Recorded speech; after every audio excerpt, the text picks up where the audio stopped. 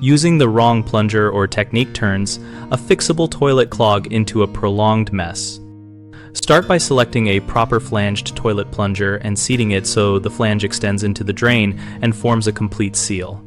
Push down gently at first to expel trapped air from the bell, and then use firm, rhythmic thrusts that are mostly inward and outward rather than purely up and down. This maximizes pressure changes in the trap to dislodge the blockage.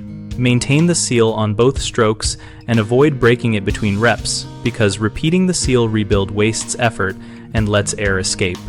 If water level is too low, add enough water to cover the plunger head so the cup remains full and transfers force effectively, but do not overfill to the rim where overflow risk increases.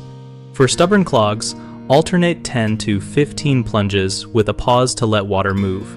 Then flush only if the water drains. If not, repeat once more before trying an auger.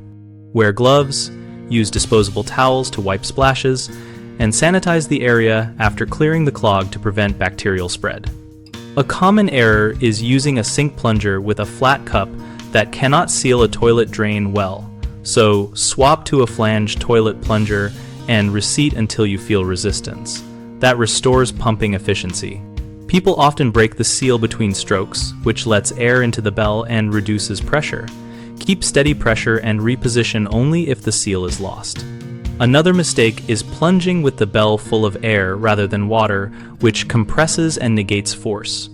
Start with a gentle push to expel air, then continue with firm, controlled strokes so water, not air, transmits the energy.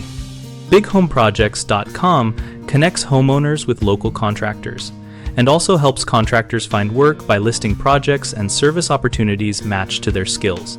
We host a discussion community where we and other users share tips, ask questions, and troubleshoot common home repair issues together.